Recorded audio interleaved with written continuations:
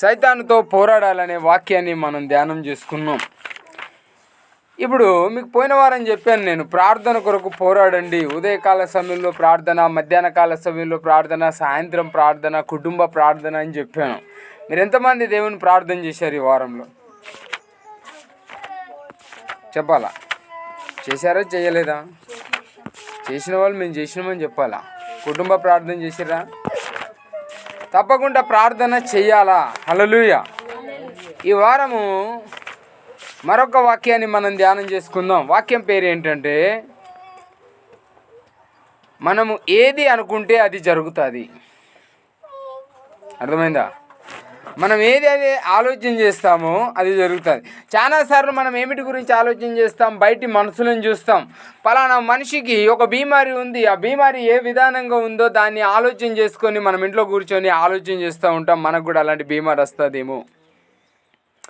లేకుంటే ఆ మనిషి లెక్కనే మనకు కూడా అనిపిస్తూ ఉంది, ఆ మనిషికి అయినట్లే నొస్తూ ఉంది, ఆ మనిషిని ఏ విధానంగా తయారు చేశారు, బీపీ ఉన్న మనిషి ఏమవుతాడు, దాని గురించి ముందుగానే ఆలోచన చేస్తాం మనం. ఒక షుగర్ ఉన్న మనిషి ఎట్లుంటాడు, దాని గురించి మనం ముందుగానే ఆలోచన చేస్తాం. మన పిల్లలకి ఏదైనా ప్రాబ్లం వచ్చిందనుకో, ముందుగానే ఆలోచన చేస్తాం, పిల్లలకి ఏమైనా జరుగుతుందేమో, ఏమన్నా అవుతుందేమో, నాకు ఇట్లా అనిపిస్తుంది, నాకు అట్లా అనిపిస్తుంది, నాకు ఏదో అనిపిస్తుంది. కొంతమంది అయితే చెప్తూ ఉంటారు కదా, నాకు 3 రోజుల నుండి అదే అనిపిస్తూ ఉంది, అదే జరిగింది కదా. ఈ ఆలోచన ఎవరు తీసుకొస్తారంటే సాతాను తీసుకొస్తాడు. ముందుగా నీ మైండ్ని టచ్ చేస్తాడు వాడు. నువ్వు భయపడుతున్నావా, భయపడతలేదా, నువ్వు ఎలా ఉన్నావు, నిన్ను వాడు ఏం చేస్తాడంటే టచ్ చేసి చూస్తాడు. నా ఇంట్లో నాకున్న సమస్య ఇట్లా ఉంది, 10 మంది వచ్చి నన్ను కొడతారేమో, లేకుంటే నేనే చనిపోతానేమో, నా పిల్లలు చనిపోతారేమో, నా భర్త చనిపోతాడేమో, నా ఇల్లు ఖాళీ అయిపోతా ఉందేమో, మేము అందరం అవమానాల పాలై రోడ్డుకి ఎక్కుతామేమో, ఇలాంటి ఆలోచనలు వస్తా పోతూ ఉంటాయి. చాలామందికి వస్తాయా రావా? ఇవన్నీ ఒక సాతాను ఆలోచనలు. హల్లెలూయా. ఇలాంటి ఆలోచనలను చూసి టెన్షన్ పడొద్దు, భయపడొద్దు, దిగులు పడవద్దు. ఈ ఆలోచన వచ్చినప్పుడు కూర్చొని ఏం చేయాలంటే ప్రార్థన చేయాలి. అయ్యా, నేను ఇలాంటి ఆలోచనలు నాలో రాకుండా సాతానునే ఆపివేయండి. నేను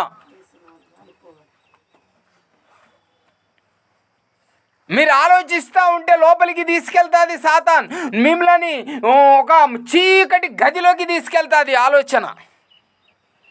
అది నిజం కాదు. ఊహలు పనిచేయమ్మా, ఊహలు ఊహించొద్దు. ఇంట్లో ఒకరికి బాగా లేకుంటే ఇల్లంతటికి ఒక బాధ. హాస్పిటల్ తీసుకుపోతే ఏమంటారో, డాక్టర్ కాదంటాడేమో, అవునంటాడేమో, మంచిగా అవుతుందో లేదో, ఏం జరగబోతుందో, నైటా ఇప్పుడా రేపా, ఎదురు చూసినట్లు ఆలోచన చేస్తారు చాలా. ఈ ఆలోచన సాతాను యొక్క ఆలోచన. హల్లెలూయా. యోబు ఉన్నాడు బైబిల్లో, మీ అందరికీ తెలుసా? ఎవరున్నారు? యోబు బైబిల్లో ఉన్నాడు. యోబు ముందుగా సాతాను యోబుని ఇలాగే టచ్ చేసింది. నా పిల్లలు చచ్చిపోతారేమో,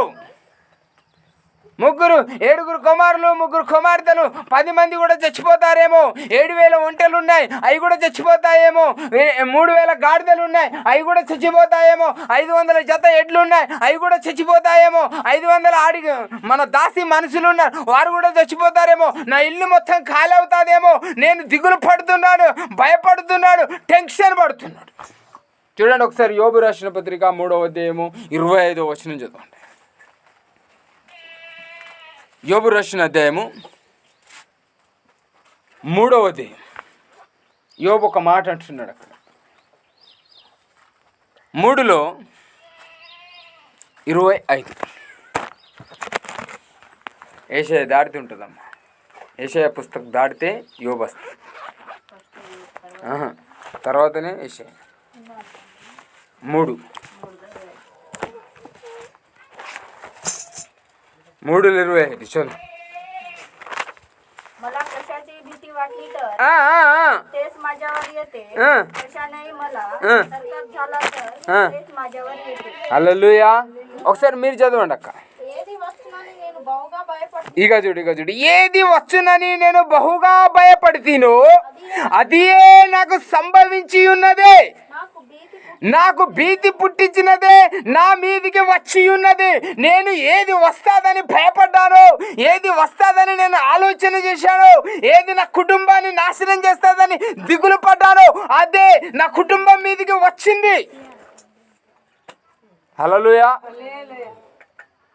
అదే నా ఇంటి మీదకి వచ్చింది, నా పిల్లల మీదకి వచ్చింది. నేను అనుకున్నదే జరిగింది. నాకు 3 రోజుల నుండి టాట్ వస్తూ ఉంది, పోయిన వారం నుండి ఇట్లాగే అనిపిస్తూ ఉంది, పోయిన నెల నుండి ఇట్లాగే అనిపిస్తూ ఉంది. ఇలాగే అలాగే అలాగే జరిగింది.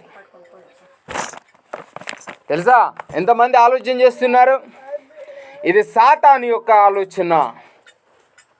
యోబు అంటున్నాడు కదా, యోబు ముందే యోబుకు సంసారము ఇదంతా కూలిపోలేదు, ముందు ఆలోచన వచ్చింది ఆయనకి. భయపడ్డాడు ఆయన, దిగులు పడ్డాడు ఆయన, ఏడ్చినాడు ఆయన. ఇలా జరుగుద్దేమో, ప్రాణాలు పోతాయేమో కుటుంబములు, సమస్యలు మొదలవుతాయేమో కుటుంబంలో, అప్పులు తీరవేమో, ఇల్లు కట్టలేమేమో, ఇల్లు నిలబడలేదేమో, అవమానాల పాలవుతానేమో, నిందల పాలవుతానేమో, బయటికి వెళ్ళలేనేమో, ముఖం చూపెట్టలేమో. ఎట్లయితే ఆలోచన చేస్తున్నావో అదే నీ తల మీదకి వస్తుంది. హల్లెలూయా. ముందుగా నువ్వేం చేయొద్దంటే ఆలోచన చేయొద్దు. ఈ ఆలోచన ఎక్కడి నుంచి వస్తుందంటే సాతాను యొక్క ఆలోచన. నేను చచ్చిపోతానేమో అనుకోండి, ప్రభువుని నమ్ముకున్నావు, యేసుక్రీస్తులో ఉన్నావు, బాప్తిస్మ తీసుకున్నావు. దేవుడు నిన్ను చంపడానికి బాప్తిస్మే ఇవ్వలేదు. ఆయన ఏమన్నాడో తెలుసా? నా బిడ్డకి నేను కీడు చేయను అన్నాడు. ఒక టైం నేను కీడు చేస్తే, నేను గిట్ట కీడు నా బిడ్డకు కావాలని చేస్తే దాని వెనకాల 4 అంతల ఆశీర్వాదం ఉంది. హల్లెలూయా. ఒక టైం ప్రభు కీడు చేస్తే దాని వెనకాల ఏముంది? 4 అంతల ఆశీర్వాదము ఉంది.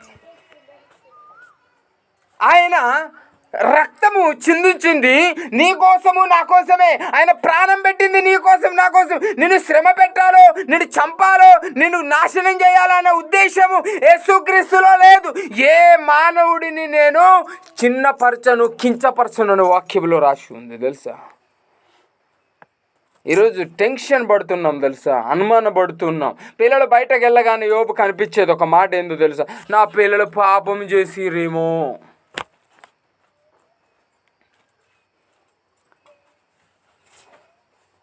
ఈరోజు చాలామంది ఇంట్లో కూర్చొని అదే ఆలోచన చేస్తున్నారు, టెన్షన్ పడుతున్నారు. సాతాను నీ హృదయంలో చొరబడి నిన్ను ఆలోచనలతో రేపుతూ ఉంటుంది, గాయపరుస్తూ ఉంటుంది. చూడు చూడు చూడు చూడు చూడు చూడు నీ బిడ్డకేమో జరుగుతుంది, చూడు చూడు నీ కొడుకేమో జరుగుతుంది, ఏమో అవుతుందేమో, ఏమన్నా అవుతుంది కావచ్చు, ఏమన్నా అవుతుంది కావచ్చు, ఏమో సంభవించబోతుంది నా ఇంటికి, ఏదో జరుగుతుంది, ఏదో కీడు శంకిస్తూ ఉంది. భయపడుతున్నావా? హల్లెలూయా. అందుకే యోబు ఏమన్నాడు ఒకసారి మళ్ళొకసారి చదవక, ఏది వచ్చునని నేను చూసావా, ఏది వచ్చునని నేను బహుగా భయపడుతీనో అది నాకు సంభవించి ఉన్నది. నాకు భీతి పుట్టించినది. నాకేం పుట్టించింది? భయముని పుట్టించింది. ఎవరో తెలుసా? ఎవరు పుట్టించారు భయాన్ని? సైతాన్ పుట్టించేసి. ఎక్కడ పుట్టిస్తుంది? అయ్యో నువ్వు భయపడాల్సిన అవసరం లేదు, భీతి పుట్టాల్సిన అవసరం లేదు.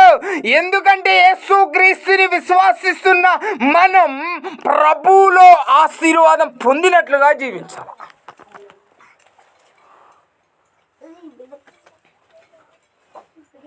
ఏం జరుగుద్దని ఆలోచన చేస్తే అది జరుగుద్దమ్మా. నువ్వు సాతాను చేతిలో పడిపోయావు. అర్థమైందా? ఎవరి చేతిలో పడిపోయావు? సాతాను చేతిలో పడిపోయావు. నువ్వు భయపడాల్సిన అవసరము. ఏం చేయాలి? నీకు భీతి పుట్టించినప్పుడల్లా కూర్చొని ప్రార్థన చేయడం అలవాటు చేసుకోవాలి. ఇంతకుముందు పుష్పాక చెప్పింది కదా మనకి, ఇంటికి వచ్చి మళ్ళీ ప్రార్థన చేసింది, మళ్ళీ అక్కడికి వెళ్ళి ప్రార్థన చేసింది, మళ్ళీ ఇక్కడ వచ్చి ప్రార్థన చేసింది. ఎందుకొరకు ఇన్నిసార్లు ప్రార్థన చేయాల్సిన అవసరం ఏముంది? మనం ఒకసారి ప్రార్థన చేస్తే ప్రాబ్లం క్లియర్ అవ్వదు. మనం ఒకసారి ఆరాధనకి వస్తే ప్రాబ్లం క్లియర్ అవ్వదు. ప్రతి దినము ప్రతి క్షణం ప్రార్థన చేయాలి. ఈ టెన్షను మాకు మొన్నటి కాల సమయంలో బాగా ఉండే, అప్పుడే దేవుడి వాక్యం మాతో మాట్లాడాడు తెలుసా. నైట్ మా బాబు బాగలేకుండా, మా చిన్నోడు పొద్దున్న లేవగానే మేము నాగపల్లి హాస్పిటల్ వెళ్ళిపోయాం. మాకు టెన్షన్, ఒకటే టెన్షన్, ఏం జరుగుద్దు. అప్పుడు దేవుడి వాక్యాన్ని మాతో మాట్లాడేసి, టాబ్లెట్లు వేస్తున్నాం, గోళీలు వేస్తున్నాం, అస్సలు జ్వరం దిగట్లేదు. 100 పవర్ల జ్వరం ఉంది, ఫీవర్ 100.8 ఉంది. తలకాయ నొస్తూ ఉంది, బాగా తలకాయ అదుము అంటుంది, కడుపులో నొప్పి. టాబ్లెట్ వేసాం, బీపీజీ అది ఏంది బ్లడ్ టెస్ట్ చేసాం. బ్లడ్ టెస్ట్లో మలేరియా టెస్ట్, టైఫాయిడ్ టెస్ట్ అన్నీ చేసాం. మూత్రం ఇన్ఫెక్షన్ టెస్ట్ చేసాం. బ్లడ్ ఏమైనా ఇన్ఫెక్షన్ ఉందా టెస్ట్ చేసాం. దేంట్లో ఏం లేదు. మాకు దడలేసింది లోపల. ఏంది ప్రభువా ఇదంతా? డాక్టర్ అంటుంది కదా, అమ్మ లోపల ఉండే అమ్మ, నో ప్రాబ్లం, నీ బిడ్డ బాగా అవుతాడు, మీరు ఇంటికి వెళ్ళొచ్చు. మేము ఇంటికి వస్తున్నాం కానీ మాలో ఉన్న టెన్షన్ మొదలైంది, బాగా టెన్షన్ మొదలైంది. ఏం జరుగుద్దో ఇంటికి పోయేసరికి ఏమైనా సంభవిస్తుంది కావచ్చు, ఏదైనా అవుతుంది కావచ్చు. మా హృదయం మనశ్శాంతి లేదు. అంత టెన్షన్లో పడ్డప్పుడు ప్రభు ఈ వాక్యాన్ని నాకు అందించేశాడు. నువ్వేది ఆలోచిస్తే అదే జరుగుతుంది బిడ్డ, నువ్వే భయపడకు. హల్లెలూయా. ఇంటికి పోయి మందులు పక్కకు పెట్టి ప్రార్థన చేయడం స్టార్ట్ చేసాం. ఇదంతా కాదు, మినిమం ఇద్దరం కూర్చొని ఆ నైట్ నిమిషం ఎప్పుడు మెలకువద్దు అప్పుడు మాకు అసలు నిద్రే లేదు, ప్రార్థన చేసుకుంటూనే ఉన్నాం. ప్రభు పొద్దున వరకు నా బిడ్డని స్వస్థపరిచాడు. మాకు నమ్మకం అనిపించింది కదా, అసలు ఏ టాబ్లెట్లు పనిచేయలేదు, ఏ గోళీ పనిచేయలేదు, ఏ రిపోర్టు పనిచేయలేదు. ఒక 1000-2000 రూపాయలు ఖర్చు చేసుకున్నాం, వేస్ట్ పోయాయి డబ్బులు, కానీ ఏది పనిచేయలేదు. టాబ్లెట్లు అక్కడే ఉన్నాయి. ఈ టాబ్లెట్లు పనిచేయాలి ప్రభువా, మీరే పనిచేయాలి ప్రభు. మీ రక్తంలో అన్ని స్వస్థతలు ఉన్నాయి, నీ రక్తంలో అన్ని స్వస్థతలు జరుగుతాయి. యేసుక్రీస్తు రక్తము ఒక పాపాన్ని క్షమించే రక్తం కాదు. ఆ రక్తంలో బీమార్లు, ఆ రక్తంలో పాపాలు, ఆ రక్తంలో దిగుళ్ళు, ఆ రక్తంలో అన్ని విధాలుగా క్షమాపణ జరుగుతుంది ప్రభువా, నువ్వే కాపాడాలి ప్రభు అని మేము నోరార ప్రార్థన చేశాం. ఇప్పుడు నా బిడ్డ ఆడుకుంటూ తిరుగుతూ ఉన్నాడు సంతోషంగా, మాకెంతో ఆనందంగా ఉంది. ఆ రోజు ఈ దేవుడి వాక్యాన్ని మాట్లాడాడు. మేము ఆ రోజు అనుకున్నాం, మేము అసలు బింతి చెందాం, భయపడాం. మనిషికి సాతాను అనేది టెన్షన్ పెడతా ఉంటుంది. బయటకు వెళ్ళగానే అనిపిస్తూ ఉంటుంది కదా, పిల్లవాడు గాడి పట్టుకొని పోతున్నాడు అనుకో, అయ్యో నా పిల్లవాడు గాడి పట్టుకొని పోతున్నాడు, ఏమైనా జరుగుద్దేమో. ఇది దేవుని ఆలోచన అక్క, ఇది దయ్యాల ఆలోచన. మనమున్నది దయ్యాలలో. ఇంకొక వాక్యాన్ని మనం ధ్యానం చేసుకుందామమ్మా. మీరు చూడండి, సామెతలు 24:10.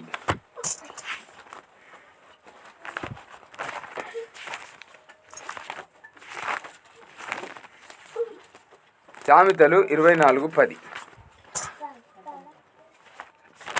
संकटकाली तुझे धैर्य खचले तर तुझी शक्ती अल्प हो. అక్క మీకు దొరికిందా?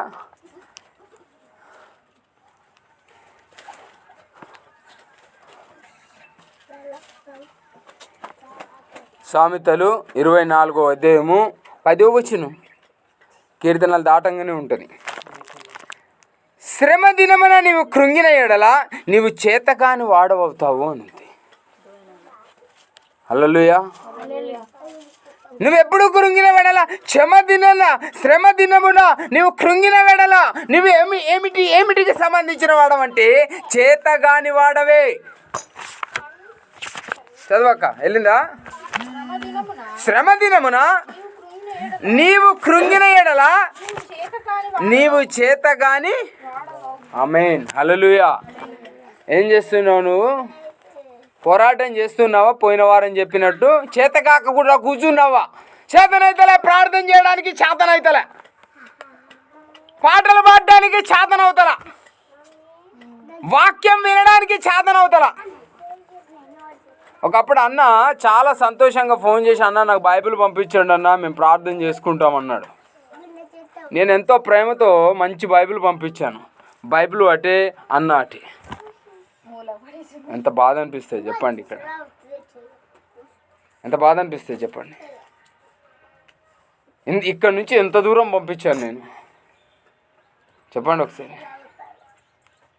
ఈరోజు చేతగా కూడా కూర్చున్నావే, రేపు సమస్య వచ్చిన రోజు ప్రభు సన్నిధిలో కూర్చుంటే, దుఃఖం వచ్చిన రోజు ప్రభు సన్నిధిలో కూర్చుంటే, పిల్లలు బాగలేనప్పుడు ప్రభు సన్నిధిలో కూర్చుంటే, భార్య బాగలేనప్పుడు ప్రభు సన్నిధిలో కూర్చుంటే, కుటుంబం బాగలేనప్పుడు ప్రభు సన్నిధిలో కూర్చుంటే, రోగం నిన్ను సంభవించినప్పుడు ప్రభు సన్నిధిలో కూర్చుంటే ఆయన కూర్చుంటాడు చేత కాకుండా. డాక్టర్లు ఏం చెయ్యరమ్మా. ఏం ఆలోచన చేస్తున్నావు నువ్వు?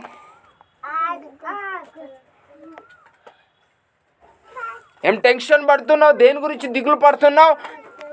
సాతాను యొక్క ఆలోచన నీ మైండ్లో ఉన్నది ఇప్పటికి కూడా తెలుసా. దాన్ని ముందు తీసి నువ్వు ఇంటికి వెళ్ళి, నేను ఈరోజు టెన్షన్ పడను, ఆలోచన చేయను. నేను ప్రభు సన్నిధిలో నా పిల్లల్ని ఉంచుతున్నాను, నా కుటుంబాన్ని ఉంచుతున్నాను. నేను ప్రభువుని విశ్వాసించిన బిడ్డను. ఎక్కడ మన జీవితాన్ని మనం కృంగదీసుకుంటున్నాము, మన సమస్యలు మన మీదకి వస్తున్నా, దేనిని గురించి బహుగా ఆలోచన చేస్తారు. ఒక మనిషి అవతల మనిషి బీపీతో, లేదంటే షుగర్తో, లేదంటే హార్ట్ అటాక్తో, లేదంటే హెచ్ఐ అదేంది ఎయిడ్స్ బీమార్తో మరణిస్తున్నాడంటే నాకు అదే సంభవిస్తుంది అనుకోవడం తప్పు కాదనేది. ప్రభు చేతిలో ఉన్నాం తెలుసా. ఒక వ్యక్తి అవతల వ్యక్తి గుండె ఇక్కడ వచ్చి చనిపోయాడంటే నీకు ఇక్కడ వస్తే నేను కూడా చచ్చిపోతానేమో అని ఇంట్లో కూర్చుంటే తప్పక చూస్తావు. అందుకేమన్నాడు తెలుసా, శ్రమ దినమున నువ్వు చేతగాని వాడి లెక్క ఉండకూడదు, కూర్చొని ఏం చేయాలా? ప్రార్థన చేయాలా. సాతానుగాను నీ మైండ్ని ముందు టచ్ చేస్తుంది, నిన్ను పక్కకు తీస్తుంది, నిన్ను సంఘం నుండి వేరు చేస్తుంది, ఈ కుటుంబం నుండి వేరు చేస్తుంది, ఈ యొక్క యేసు ప్రభులో నేను లేకుండా చేస్తుంది.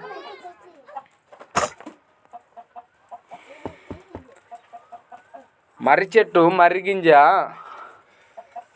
తాడి చెట్టు దగ్గర పోయి నాకు కొద్దిగా అంతే స్థలం ఇవ్వు అన్నదట. అమ్మ అంతే కదా, కొద్దిగా అంతే నాకు జాగ కావాలా, బాగా నాకు ఎక్కువ అవసరం లేదు, కొంచెం మర్రి గింజ ఎంత ఉంటుందో తెలుసా? మన ధనియాల ఇత్తు ఉంటుంది తెలుసా, మెంతులు ఉంటుంది తెలుసా, సేమ్ ఆ విధానంగా మర్రి గింజ ఉంటుంది. అది నాకు గింతే స్థలం కావాలి, ఎక్కువ ఏమద్దు.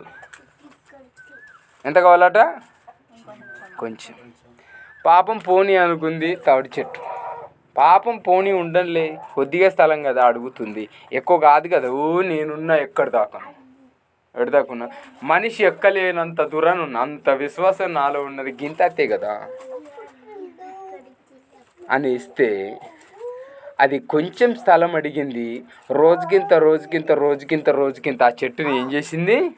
కిందికి వంచి దాని వేర్లు బలంగా పోయి ఊడలు దిగి పెద్ద మర్రి చెట్టు అయింది. హల్లెలూయా. సాతాను కొద్దిగా స్థలం ఇస్తే అంతెత్తు విశ్వాసం ఉన్నా నేను ఎక్కడికి తీసుకొస్తుందో తెలుసా? దాని యొక్క కాళ్ళ క్రిందికి తీసుకొని వస్తుంది. నీ విశ్వాసాన్ని చెదరగొడుతుంది, నీ ప్రార్థనని చెదరగొడుతుంది, నీ వాక్యంని వినే మైండ్ని చెదరగొడుతుంది. నువ్వు నీలో ఉంటున్నా ఎంత విశ్వాసం ఉంది ఇప్పుడు అంటే, అబ్బా ఈ రోజు నుండి ఏ ఆలోచన చేయి, ఇక ప్రార్థన చేస్తా అన్నంత విశ్వాసం ఉంది కదా, ఇంటి వరకు అన్ని చింపి పారేస్తుంది లోపల. ఈరోజు దేని కొరకు ఆలోచన చేస్తున్నావు? అంత చేత కాకుంటే ఎందుకున్నావు? ఇంకొక వాక్యాన్ని చూసుకుందాం మనము. 10 సామెతలు 10:24. 24లో 10 చూసాం కదా, ఇప్పుడు ఉల్టా చూద్దాం. 10లో 24.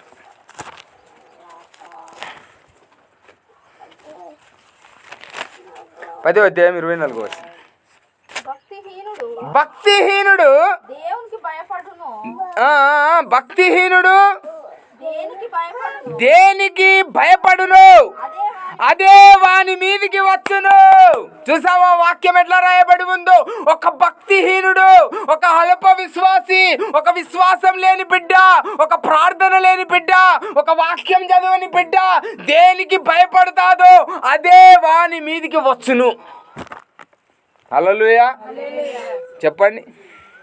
భక్తిహీనులా మీరు భక్తి పర్ల? చెప్పండి ఒకసారి. భక్తిహీనులా భక్తి పర్ల? హల్లెలూయా.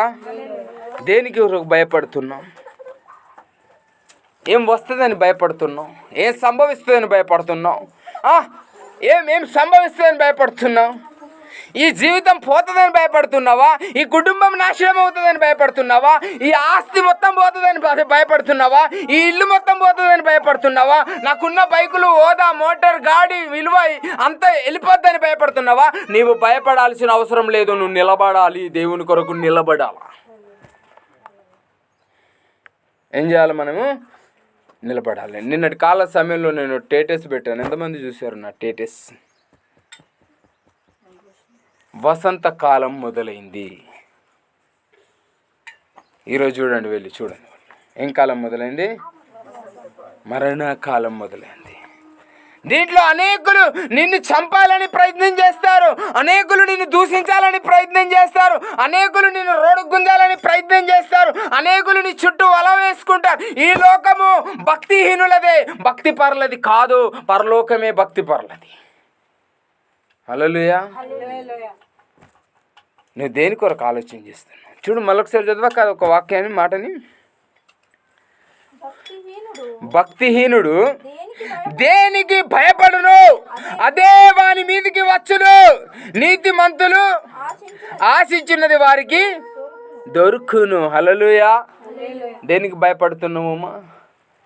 ఏమిటికి భయపడుతున్నావు? యోగేష్, పాస్ అవ్వలేను అనుకుంటున్నావా? ఫెయిల్ అవుతా అనుకుంటున్నావా? ఇల్లు కట్టలేను అనుకుంటున్నావా? దేనికి భయపడుతున్నావు? అమ్మా, ఈ ముసలితనంలో నేనేం చేయలేను అనుకుంటున్నావా? భయపడాల్సిన అవసరం లేదు. ఏది భయపడితే అదే నీ మీదకి వస్తుంది. బైబిల్ ఎంత స్పష్టంగా మాట్లాడుతుందంటే సూటిగా మాట్లాడుతున్నది. బైబిలు ఏ తప్పుగా మాట్లాడట్లేదు. అర్థమైందా? బైబిలు ఇదేమన్నా వెనక పక్క నుండి మాట్లాడతలేదు తెలుసా? మర్మం ఏం లేదు, ఇందులో క్లియర్గా మాట్లాడుతూ ఉంది. యోబు ఏమన్నాడు తెలుసా? ఏది నా తల మీదకి ఏది వచ్చునని నేను భయపడితేనో అదే నాకు ఏం సంభవించింది. కొడుకులందరూ చనిపోయారు తెలుసా? 7,000 ఒంటెలు చనిపోయాయి తెలుసా? 3,000 ఆడుగాడిదలు, ఎడ్లు, మనుష్యులు, చివరికి భార్య కూడా విడిచి వెళ్ళిపోయింది తెలుసా? ఏది వస్తుందని ఆలోచన చేశానయ్యా, అదే వచ్చింది. నేను ఈరోజు కూర్చోవాలను. నేను దేని కొరకు ఆలోచన చేయను. ఆలోచన రాగానే ప్రార్థన చేయాలి. చల్, ఈ ఆలోచన కాదు, దేవుడే నాకు సహాయం చేస్తాడు, దేవుడే నన్ను ముందుకు తీసుకెళ్తాడు. ప్రభువుని విశ్వాసించి ఉన్నాను, నేను ప్రభు బిడ్డను. మరణమైన యేసు కొరకే, జీవమైన యేసు కొరకే. అది ఏదైనా నేను ప్రభు కొరకే జరగాలి తప్ప ఈ లోకంలో నేను ఏది సాతానుకు భయపడకూడదు, దయ్యానికి తల వంచకూడదని నువ్వు ప్రార్థన చేసుకోవాలి. అనుకుంటున్నా మనుషులు సహాయం చేస్తారనుకుంటున్నావా? ఒక పాట ఉంది తెలుసా? ఎవరో వస్తారని నాకు మేలు చేస్తారని. ఎవరు మేలు చేయరు, ఎవరు మేలు చేయరు. అంధుడనై అనాథగా మిగిలాను. ఎవరు రారు నీ యొక్క శ్రమ దినములా? ఎవరు రారు నీకు సహాయం చేయరు? ఎవరు నీకు ఆ బదులు చెప్పరు? ఎవరు నీతో ఉండరు శ్రమ దినములా? ఎవరు నీ పక్కన నిలుచొని నిన్ను హద్దుకొని నువ్వు భయపడకని ఎవ్వరు ఉండరు. వస్తారు, చూస్తారు, వెళ్తారు, వస్తారు, చూస్తారు. నీవు మాత్రమే మొయ్యాలి. ఆ రోజు ప్రభు నీతో ఉండాలి. హల్లెలూయా, హల్లెలూయా. దేని కొరకు ఆలోచన చేస్తున్నావు? ఒకసారి చెప్పండి. ఎందుకు దిగులు పడుతున్నావు? ఎందుకు ఏడుస్తున్నావు? సాతాను ఆలోచనకు భయపడుతున్నావు కదా, దయ్యం ఆలోచనకు భయపడుతున్నావు కదా, ఇంటి సమస్యను చూసి భయపడుతున్నావు. కింద కూర్చొని ప్రార్థన చేసావా? మోకాళ్ళు కూర్చొని ప్రార్థన చేసావా? సాష్టాంగ పడి ప్రార్థన చేస్తున్నావా? సాష్టాంగ. ఇంతకుముందు పుష్పాక చేసింది ప్రార్థన, సాష్టాంగ పడి. ఎవరైనా చూసారా? అంత విశ్వాసం కావాలి. ఇంట్లో కూర్చొని స్వాష్టంగా పడి ఒక 10-15 నిమిషాలు ప్రార్థన చేసుకోవాలి టైం దొరికినప్పుడు. అయ్యా చూడండి ప్రభు, మన దినములు దగ్గర పడుతూ ఉన్నాయి, రోజులు దగ్గర పడుతూ ఉన్నాయి. ఏ సమయము ఏమవునో తెలియదు, ఏ గడియ ఏ విధానంగా వస్తుందో తెలియదు, ఏ రోజు ఏ విధానంగా వస్తుందో తెలియదు, ఏ సమయంలో మనం ప్రభు దగ్గరికి వెళ్ళాలో తెలియదు. వెళ్ళిన తర్వాత ప్రభువా ఒక్కరోజుకు పంపించు అయ్యా, నేను వెళ్ళి మంచిగా ప్రార్థన చేసుకొని వస్తాను ప్రభువా, నేను ఒక్కసారి ఇంటికి పోవాలి ప్రభువా, నన్ను ఒక్కసారి పంపించు ప్రభువా, ప్లీజ్ ప్రభువా, నేను తెలిసి పాపం చేశానయ్యా, తెలవక కాదు తెలిసే చేశాను ప్రభువా, నన్ను క్షమించయ్యా. నువ్వు నిజంగా ఒప్పుకున్నా ఆయన అంటాడట కదా, అక్కడి నుంచి ఇక్కడికి తోవలేదు అంటాడు. అక్కడ వాళ్ళు ఈడికి రావాలి తప్ప ఈడి వాళ్ళు ఆడికి పోగటలేదు ఉంది. ఎట్లయితే చచ్చిపోయిన తర్వాత కుక్కనో పందినో ఎలకనో అయి పుడతా అనుకుంటున్నావేమో, అది జరగదు. అర్థమైందా? అది జరగదు. ఏంది మానవ జన్మం అయిపోయిందంటే పంది జన్మానికి వేస్తాడు, మళ్ళీ కొద్ది రోజులు పంది లెక్క తిరుగుతా మళ్ళీ పోతా అనుకుంటే అది కుదరదు. ఆడ పోయిన తర్వాత తిడిగి రాకట్టు ఉండదు. ఇక్కడ చేసిన ప్రతి పాపానికి అక్కడ తీర్మానం చెప్పి తీరాల. అర్థమైందా? ఆలోచనలో పడి దేవుని విశ్వాసం నుండి బయలుదేరుతున్నాం. హల్లెలూయా. ఆశ్చర్యపడవద్దు అని ఒక వాక్యం చెప్పాను, మీ అందరికి గుర్తుందా? శ్రమలు, మహాశ్రమలు వచ్చినప్పుడు, మహాశ్రమలు సంభవించినప్పుడు ఆ శ్రమలను చూసి ఏం పడద్దు? ఆశ్చర్యపడద్దు, ఆలోచన చెయ్యొద్దు. పాట పాడాలా, దేవారావయ్యా నీ దీవెనలియవయ్యా, దేవా నువ్వు రా నీ దీవెనలియు. ఒక టైం ప్రభువు గిట్ట నేను శిక్షించాలనుకుంటే చాలామంది ప్రభు మీద అనుకుంటారు, ఇంతసార్లు ప్రార్థన చేసిన ఆయన నన్ను చూస్తలేడని. ఆయన ఏమంటున్నాడో తెలుసా? ఆయన గిట్ట నిన్ను శిక్షించిండు అనుకో, ఆయన 4 గంటల ఆశీర్వాదం ఇస్తాడట వెనుకనే. చెప్పండి ఒకసారి, ఎన్నంతలు ఆయన శిక్షిస్తే.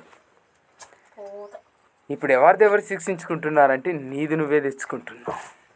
ప్రభువుని నమ్ముకున్నాం, యేసుక్రీస్తుని విశ్వసించి ఆయనని పక్కకు పెట్టి ఆలోచనలో పడి వెళ్తున్నాం. అబ్బా అబ్బా అబ్బా అబ్బా అబ్బా ఇట్లా అట్లా అట్లా ఇట్లా ఇట్లా అనుకుంటా ఆలోచనలో పడి, ఓ అదని ఇదని, ఇదేదో వస్తుందని అదేదో వస్తుందని, ఆ పాస్టర్ చేత ప్రార్థన. ఏ ప్రార్థనలు పనిచేయమ్మా, నువ్వు ఆలోచన మానేయాలి. అది ఎవరి ఆలోచన అంటే సాతాను యొక్క ఆలోచన. యేసుప్రభు ఏమన్నాడో తెలుసా? నువ్వు ప్రార్థన చేస్తే, ఒకసారి చివరికి ఒక మాట తీసుకొని మనం వాక్యాన్ని ముగిస్తాం. ఎఫెసీ రాసిన పత్రిక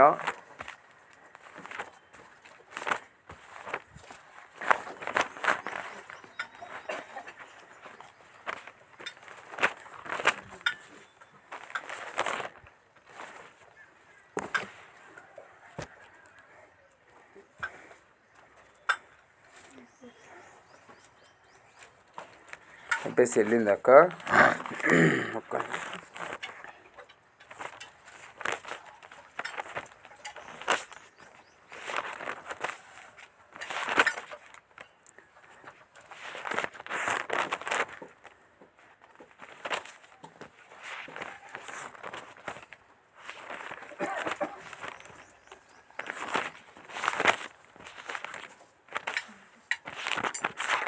మరలా ఆనందించదని ఒక మాట ఉంటుంది చూడండి అక్కడ. ఇక్కడ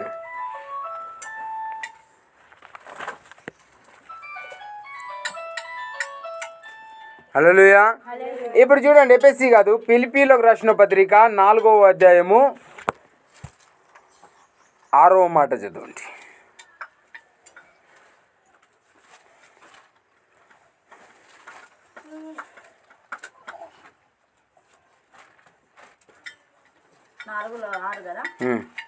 कशाविषयी चिंताक्रांत होऊ नका, सर्व गोष्टी विषयी प्रार्थना व विनंती करू आभार प्रार्थनासह आपली मागणी देवाला कळवा. హల్లెలూయా. ఫిలిప్పీ రాసిన పత్రిక 181 కొత్త నిబంధన గ్రంథంలో 181 చదువక 4:6.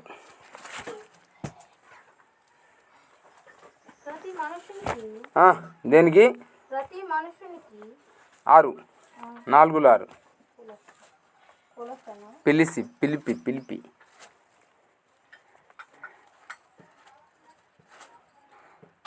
181 దొరకలేదు అక్క. పేజీ నంబర్ చూస్తున్నావు.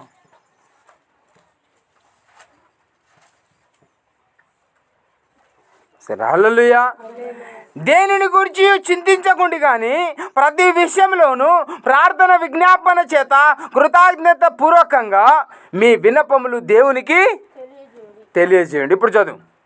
అప్పుడు ఆ, సమస్త జ్ఞానం సమస్త జ్ఞానమునకు మించిన దేవుని సమాధానము యేసుక్రీస్తు వలన మీ హృదయములకును మీ తలంపులకును కావలి ఉండును. హల్లెలూయా. దేనికి కావాలి ఉంటుందట? యేసుక్రీస్తు యొక్క ప్రేమ. ఇప్పుడు నీ తలంపులు ఏడున్నాయి, నీ ఊహలు ఏడున్నాయి? సాతాను ఊహల్లో ఉన్నావు. అందుకే ఇక్కడ ఏమన్నాడు తెలుసా?